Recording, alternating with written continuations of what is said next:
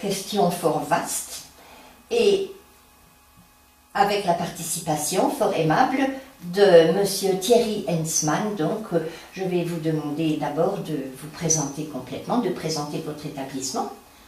Voilà, d'accord. on vous écoute. Donc, je suis donc Thierry Hensman, je suis orthoprothésiste dans la société Proteor. Donc, je m'occupe de la succursale de Saint-Julien-lès, en Moselle. Donc ici, nous voilà, sommes à la nous sommes dans les locaux, donc c'est la salle. Voilà, c'est la salle d'essai de prothèse membre inférieur. Oui, peux-tu prendre peut-être voilà. toute la champ. Voilà, donc Proteor est installé sur Metz depuis une petite vingtaine d'années, je n'ai pas la date exacte. Dans les locaux ici, ça fait un peu plus de 10 ans. Avant, on était au centre-ville, on est un petit peu à l'extérieur. C'est plus commode pour se garer. Donc voilà, sinon, donc, mon métier, moi je suis donc orthoprothésiste. Orthoprothésiste. Donc c'est à l'issue d'un BTS spécifique d'orthoprothésiste. Donc j'exerce depuis un peu plus de 20 ans. Voilà, Et donc voilà, donc après je vois des patients et je m'occupe de leur prothèse. Alors, les établissements Proteor existent donc à Saint-Julien depuis quand, vous avez dit? Donc je pense à peu près une vingtaine d'années. Sinon la société Proteor, elle existe, donc on a fêté nos 100 ans en 2013, donc elle a été créée en 1913. L'existence de la société Proteor, donc en France ou voilà, ailleurs? Oui, en France depuis 100 ans. Voilà, vous m'aviez dit, je crois que c'est la première société de prothèses qui a existé en France, ou j'ai mal compris? Non, une des plus anciennes, et en tout cas ça reste la première en nombre d'appareils et de patients suivis. Ah oui. On a des succursales partout en France, un petit peu à l'international. Oui, je suis bien tombée, oui. Alors donc moi j'ai été interpellée par la grande variété des matériaux utilisés. Vous m'avez parlé de différents métaux et autres matières.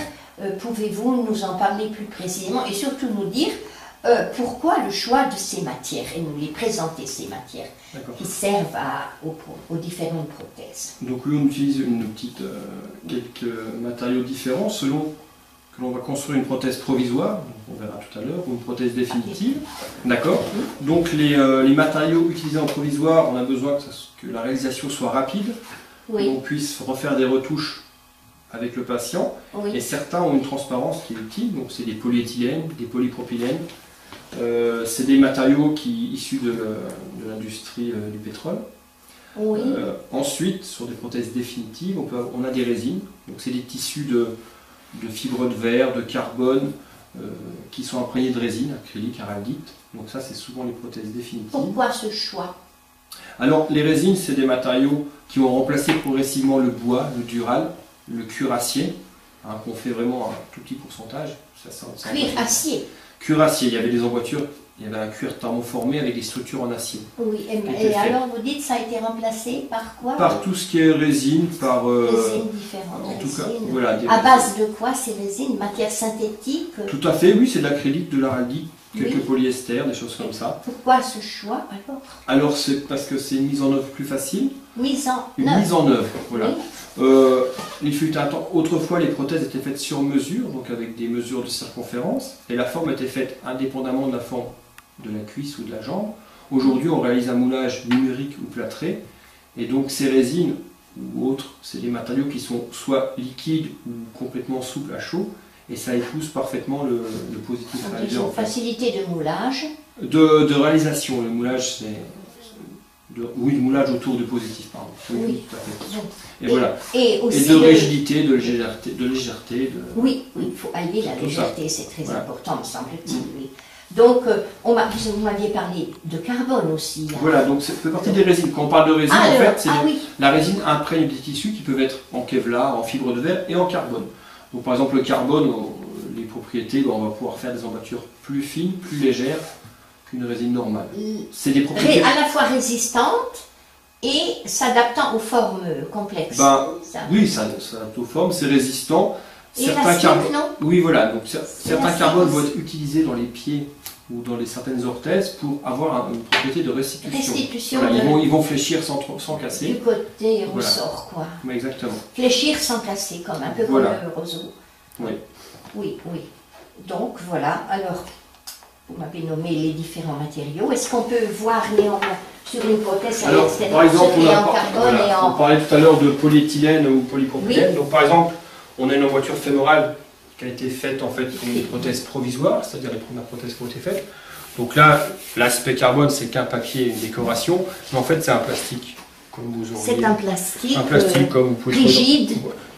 Oui, Très, il y a différentes degrés dans la voilà, rigidité. alors selon ce qu'on veut, un corset, on mettra le corset des. Ça s'appelle comment cette pièce-là que vous Ça tenez c'est en main? l'emboîture. L'emboîture pour une prothèse fémorale. Dans lequel la cuisse va se glisser. Voilà, se glisser s'il y a un manchon ou. Avec l'intermédiaire d'un manchon, on verra tout à l'heure. Ou des fois, à même la peau sera directement dessus. Ah oui, d'accord. Voilà, alors ça c'est donc en quoi? C'est du polyéthylène. Polyéthylène, on oubliera le mot. C'est ce que vous appelez résine ou pas? Non. Alors ça c'est pas la résine. Ça vient du plastique, ça vient du pétrole, c'est un dérivé du pétrole. Oui. Les résines, c'est ces autres types d'emboîtures. Donc là, on va se retrouver... Oui. Voilà, donc ça c'est une prothèse enfant. C'est une prothèse en résine, donc on voit qu'il y a du tresses carbone dedans, on le voit bien. Et là, vous avez quelque chose de complètement rigide. Voilà. Oui. Donc, et pourquoi pas ça? Le plastique là, en fait, bon, on ne l'aura jamais aussi rigide qu'une résine. Si on a besoin de rigidité, on passera sur de la résine, ça c'est sûr. Et surtout, dans le temps, elle durera plus longtemps. Hein.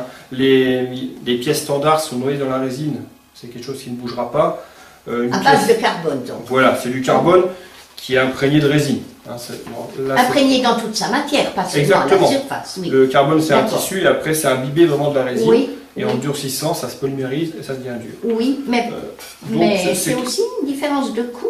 Il y a aussi une différence de coût. Oui, en matériaux et en main-d'œuvre, ça coûte un peu plus cher de faire une résine qu'un simple thermoformage, c'est sûr. Oui, mais pourquoi qu'on n'a pas pris ça pour faire ça? C'est des questions peut-être. Parce que dans le temps, l'emboîture en polyéthylène durera moins longtemps, ça c'est sûr. Voilà, elle durera moins longtemps. Une prothèse peut durer 10 ans, 15 ans. Mais pour l'enfant, il faudra la changer de toute façon. Exactement, mais on n'a pas envie que quand ça court beaucoup, que la prothèse lâche ou quoi que ce soit. Ou que les chocs... C'est pour mieux résister. Voilà, puis il y a des normes ont été faites. Oui, il y a des normes, oui d'accord. Bon. Une prothèse... Ici, voilà. Voilà, toutes les autres prothèses, c'est des résines. Donc les résines permettent d'avoir des colorants et donner des couleurs chères. Ah oui. Voilà. Mais ça, c'est une résine alors qui est plus molle peut-être, non? Non. Ah, vous allez voir qu'elle va être plus souple. Moi, je peux la bouger, celle-là. Ah oui. Alors que celle-là, je ne peux pas la bouger. Ah oui. Celle-là n'a pas de renfort carbone, c'est que de la fibre de verre. Donc il y a une certaine souplesse. Par contre, pour arriver à la même rigidité, j'aurais dû employer plus de matériaux, de tissu de verre, donc elle aurait été plus lourde. Et qu'est-ce qui conditionnait le choix de ces différences de caractéristiques? C'est parce que c'est un enfant que vous avez eu besoin de... Voilà, lorsque c'est un enfant, on a envie de faire une emboîture plus légère, avec la même rigidité. Donc on va utiliser le carbone, donc on mettra moins de résine, moins d'épaisseur de nail glace, pour avoir une prothèse la plus légère possible. Parce que parce que ça compte, bien sûr. Voilà. Ensuite, de mettre du carbone, on a un supplément, c'est un coût supplémentaire que la Sécu prend en charge. Là-dessus, il n'y a pas de souci. Donc pour une prothèse qui n'a pas de vocation, là c'est une prothèse assez simple avec un genou qui se bloque à la marche, elle n'a pas vocation à faire 10-15 km, donc il n'y a pas besoin de dépenser quand on sait que la personne ne sera pas capable de faire, elle ne demandera pas à faire ces kilomètres, on prend quelque chose de plus simple, de moins coûteux aussi. D'accord, j'ai compris.